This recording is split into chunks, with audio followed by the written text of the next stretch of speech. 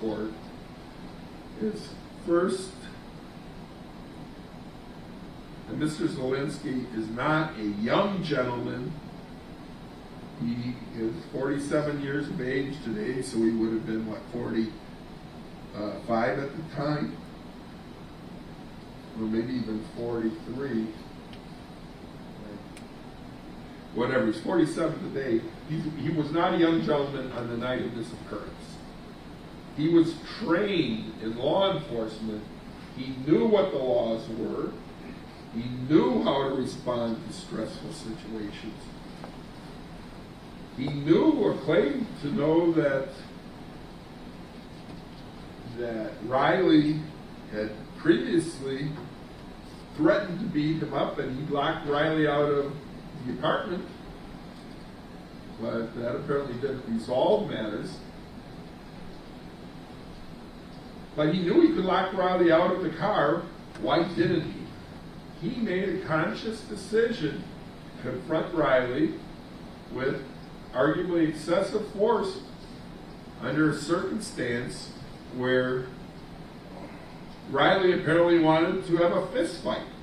As I said earlier, you don't take a gun to a fist fight. So I feel a great amount of concern over Mr. Zelenski's behaviors on this occasion. But as I indicated, he does appear to demonstrate true remorse. He certainly has no prior record of any kind. He has had a positive pro-social history, at least within the fields of raising exotic animals and supplying them to zoos and providing expertise related therewith. He's apparently had a positive influence on at least some individuals who've gone through the drug court system.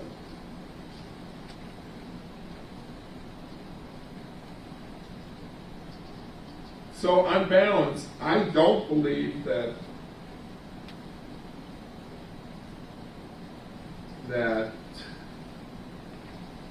Mr. Zelenski is an individual who should never have the possibility of extended supervision. The question is, what is the length of time that should exist before he may apply for extended supervision?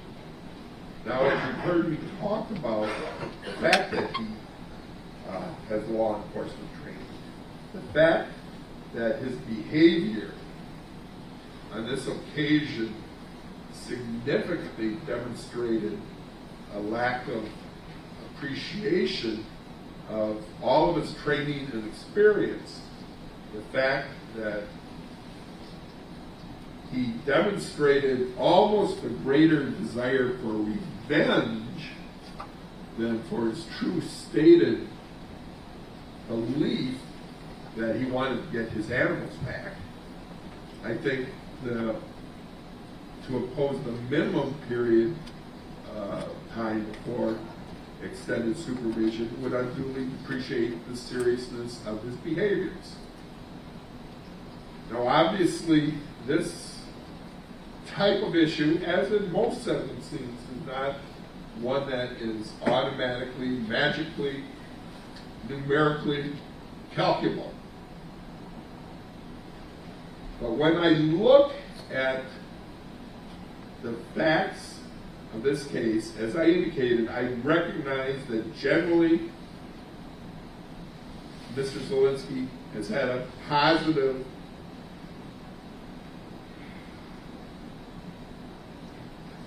contribution to society at large, but he obviously has significant difficulties and deficits.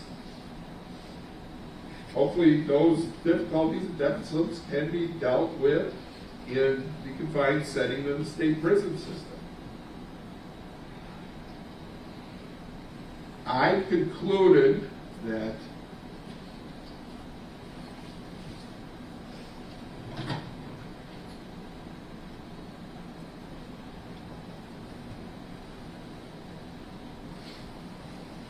if I make him eligible for an application for extended supervision after 35 years, that will be 2058, he will be 82 years of age.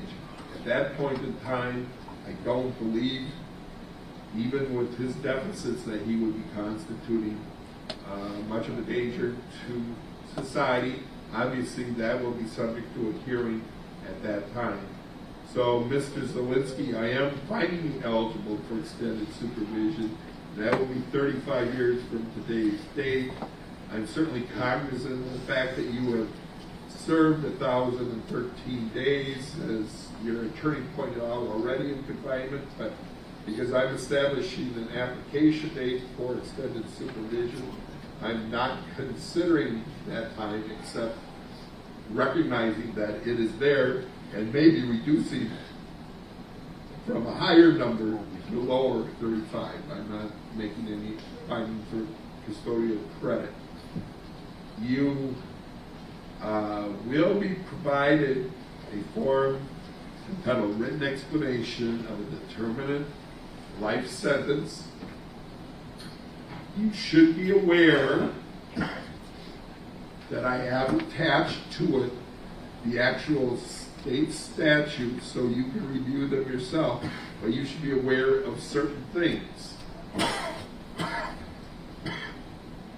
Your period at which you cannot request extended supervision may be extended, or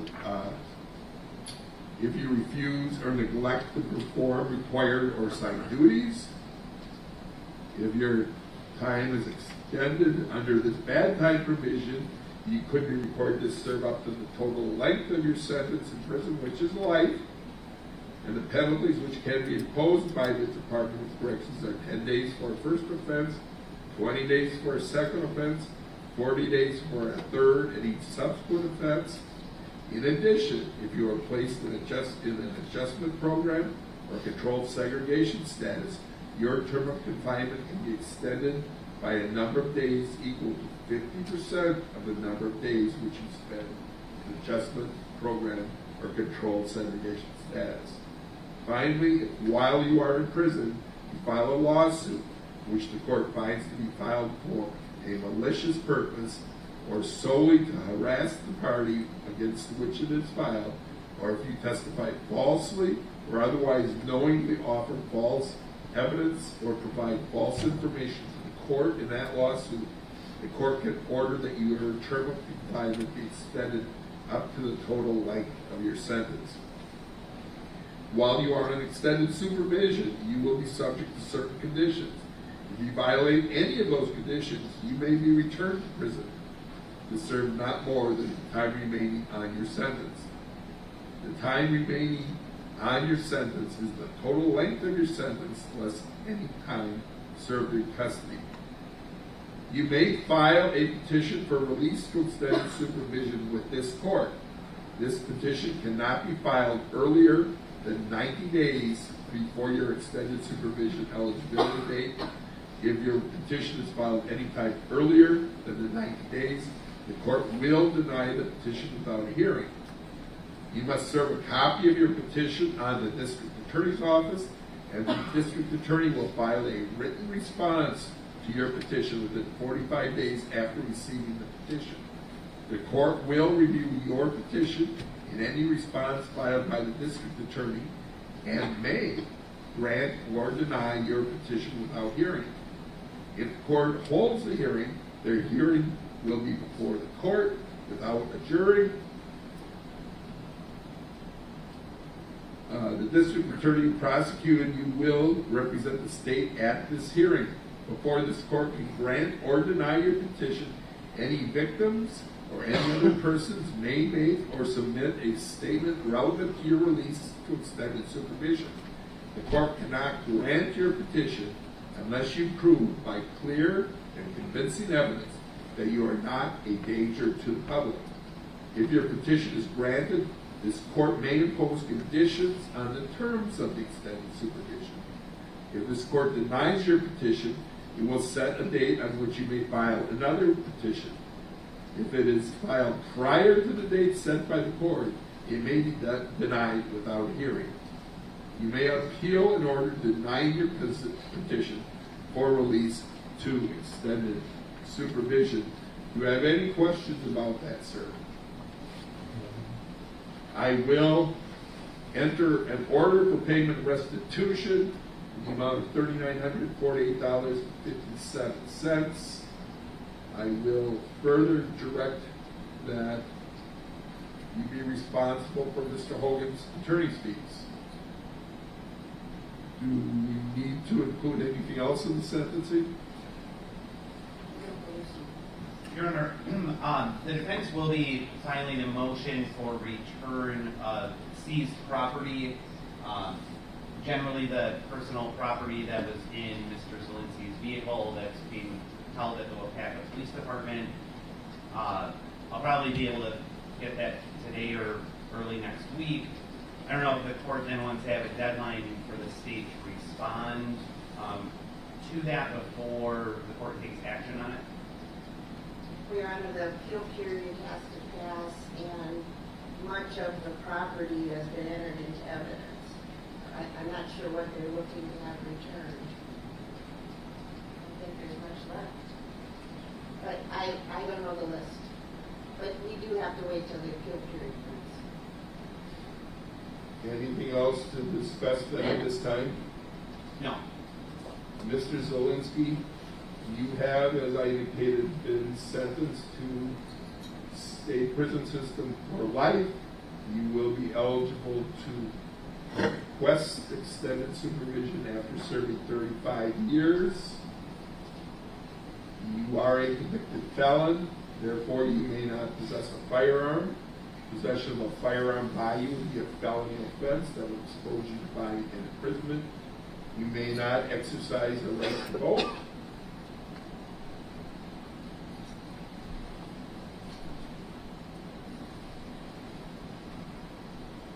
You do have a right to seek post-conviction relief either in this court or the Wisconsin State Court of Appeals. To perfect the right, though, you would need to file a notice of intent to seek the relief within 20 days of today's date. Mr. Hogan will continue to represent you for the next 20 days and assist you in the process.